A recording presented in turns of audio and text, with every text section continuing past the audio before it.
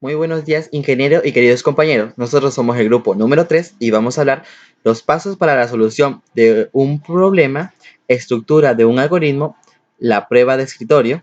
Nuestros integrantes son la compañera Alarcón Mataila, Dayana Mayerli, el compañero Guerrero Ledesma, Cristian David, el compañero Párraga Zambrano, Ricardo Ernesto, el compañero Salazar Lara, Anthony Fernando y quienes habla, Reyes Cubero, Andy Steven. Vamos a continuar con los pasos para la solución de un problema. 1. Análisis previo del problema. En esta etapa se debe definir y tener claro lo que el programa tiene que hacer, junto con las tareas que se debe realizar para llegar a cabo su solución. ¿Qué datos necesito para realizar la tarea? ¿Qué formato deben tener los datos de entrada? ¿De dónde provienen los datos? ¿Cómo se obtienen? ¿Y cómo interactúan los datos entre sí? Para obtener el resultado, es muy importante tener claro cuál será el resultado que se desea obtener. Tampoco dejar al lado las restricciones que pueden haber al momento de procesar los datos. Diseño del algoritmo.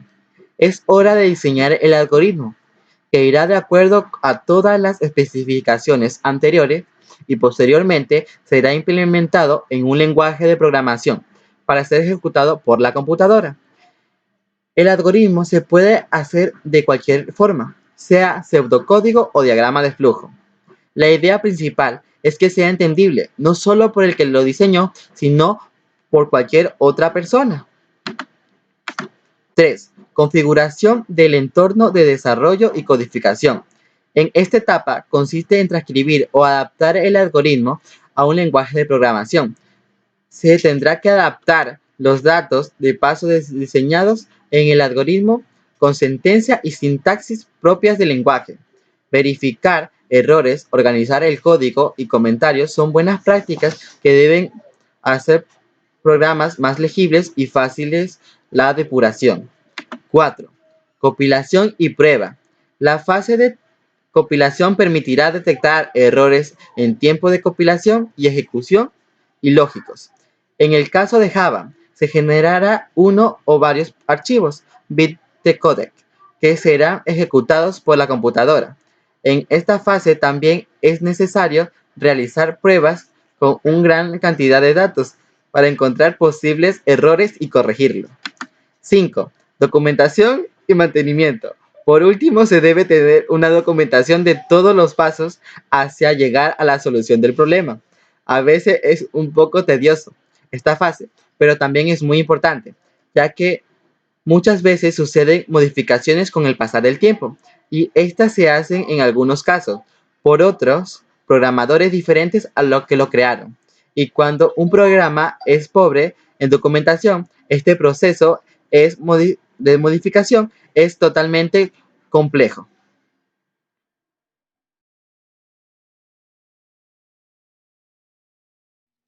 Buenos días, mi nombre es Cristian Guerrero.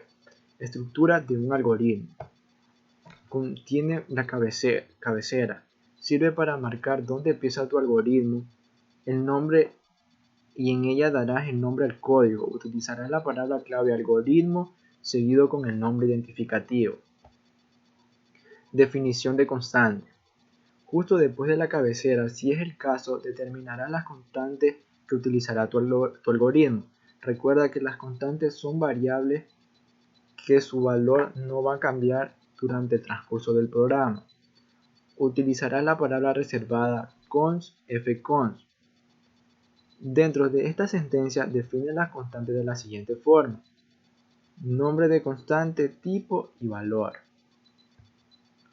3. Definición de tipo. En este apartado solo pondrás las definiciones de tipo que el lenguaje algorítmico no proporcione.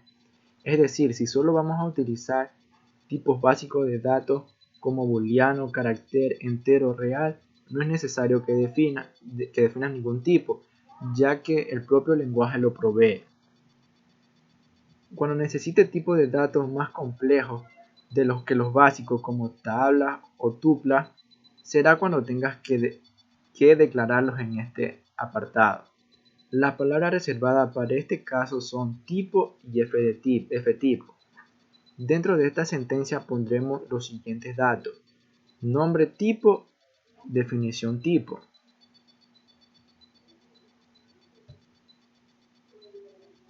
4. Definición de variables. En este apartado pondrás todas las variables que va a utilizar tu algoritmo. También pondrás de qué tipo serán. La sintaxis de declaración de variable es var fvar.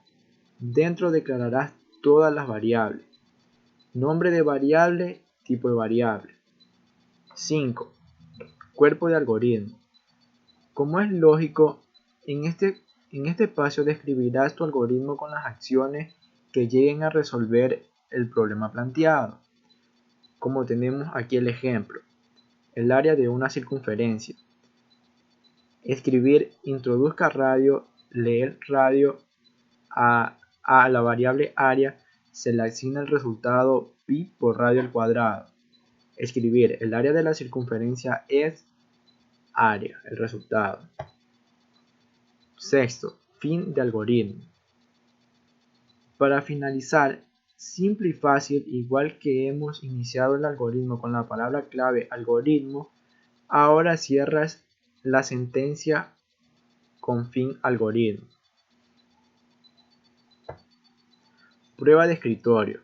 Consiste en dar valores a las variables que hemos definido y que siguen el flujo del programa, para comprobar si el final es el acertado. Y para no cometer estos errores, como no ingresar un dato de nacimiento que sea mayor que la fecha actual, no ingresar un número negativo donde debe ir un positivo o sin decimales, no ingresar un valor numérico donde solo debe ir texto, no ingresar un valor fuera del rango establecido. En los casos en que deba ingresar una clave de acceso, no se debe permitir que se ingrese más de 3 veces.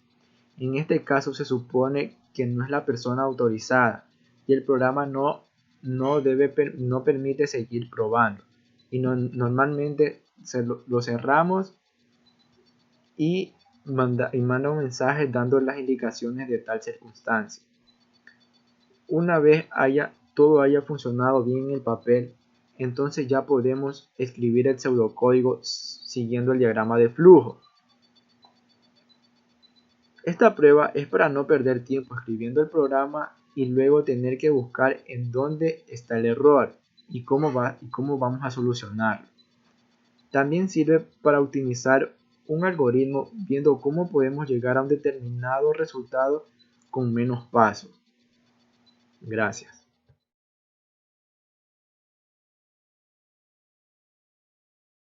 Bueno, a continuación yo le voy a explicar un breve ejemplo sobre la prueba de escritorio. Como aquí tenemos un ejemplo, tenemos que determinar las variables. Como tenemos aquí A, B y C. Ya, aquí formamos una tabla para ir asignando y ir resolviendo la prueba de escritorio. Bueno, como aquí tenemos A vale 2, entonces en la tabla ponemos 2. ¿Cómo determinamos el valor de B? Entonces se resta A menos 1. Como A sabemos que es 2, 2 menos 1 es 1. A continuación haremos lo mismo con C. Tenemos A por B menos 2. Entonces se multiplicaría 2 por 1 igual a 2, menos 2 nos da igual a 0. Entonces en la tabla nosotros ponemos 0. A continuación buscaremos el valor de B, que es A más 3 más B. Nosotros primero debemos de resolver lo que está dentro del paréntesis, que es 3 más b,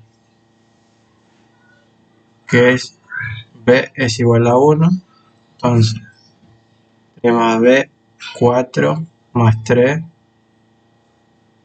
perdón, más 2 igual a 6. Y para finalizar buscamos el valor de a. ¿Cuánto vale b? Es igual a 6. Entonces 6 menos 2 menos 0. Entonces sería 6 menos 2 menos 0. Nos daría 4. En fin, el valor de a llega a ser 4. Y el valor de b llega a ser 6. Y c es 0.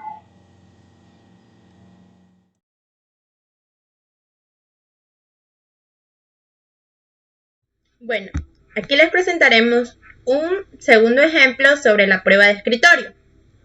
Ya, es sobre un algoritmo de suma, donde el valor de n, o sea, número, va a valer 2 y la variable s va a valer 1, que es suma, donde n es igual a n más 1, donde s es igual a s más el valor de n. Si n es menor que 10, entonces ir al paso 3 y volver a hacer la operación. Caso contrario, mostrar la suma es s. Y ahí se acabaría el fin del sí y el fin del algoritmo. Entonces, vamos a realizarlo en la prueba de escritorio.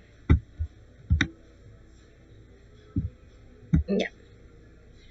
Como podemos observar, en el paso número 1 vamos a poner el valor de n, que va a valer 2, y el valor de s, que vale 1. En donde ahí hacemos la operación. Ese sería el paso 2. Donde n es igual a n, o sea, a 2 más 1, que sería 3. Entonces, para sacar el valor de s, sería s, el valor de s, más el valor de n, que sería 3, entonces vendría a ser 4. Y así seguimos el procedimiento, porque el valor de n, o sea, el valor de n, que es 3, todavía es menor que 10. Entonces vamos al paso número 3 hasta que el valor de n sea mayor que 10. Entonces 3 más 1, 4. 4 más 4, 8. Como podemos observar, 4 sigue siendo menor que 10. Entonces volvemos a hacer el mismo procedimiento, donde 4 más 1, 5. 5 más 8, 13. Ya, como podemos observar, otra vez, 5 es menor que 10. Entonces, 5 más 1, 6. 6 más 13, 19. Todavía sigue siendo menor que 10. Entonces, 6 más 1, 7. 7 más 19, 26. 7 sigue siendo menor que 10. Entonces, 7 más 1, 8. 8 más 26, 34. 8 sigue siendo menor que 10. Entonces, 8 más 1, 9. 9 más 34 sería 43. Entonces, 9 sigue siendo menor que 10. Entonces, 10 más 1, 9 más 1, 10. 10 más 43, 53. Disculpen que se marcó. 53. Entonces, 10 es menor que 10. No es menor, pero tampoco es mayor. Entonces dijo que si es mayor que 10, entonces ahí mostraba que la suma es igual a igual a la S. Entonces, 10 más 1, 11. 11 más 53, 64. Entonces, 11 ya sí es mayor que 10. Entonces, ya ahí se muestra el valor de S, que vendría a ser 64. Y ahí se acabaría el algoritmo. Ahora vamos hacer este algoritmo en el programa PCI. A ver, nuevo. Ejercicio número 2. Ejercicio número 2. Ya. Entonces, como les decía, la variable n es número, que este vendría a ser el valor de 2, y s, que era suma, que vendría a ser el valor de 1. Entonces, para poder hacer este pseudocódigo, tenemos que poner el comando de repetir para poder hacer esa ejecución. Entonces ponemos la secuencia de acciones donde número es igual a número más 1 y donde suma es igual a suma más número. Entonces, hasta que número sea mayor que 10.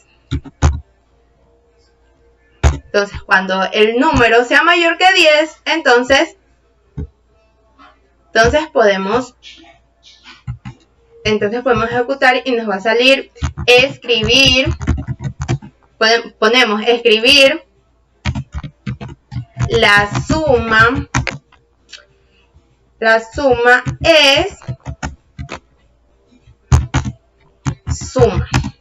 Entonces ponemos ejecutar, a ver si nos sale el mismo valor que está aquí en la prueba de escritorio con el PCI. A ver, ponemos ejecutar y entonces efectivamente nos sale que la suma es 64. Entonces la prueba de escritorio está bien hecha. Muchas gracias.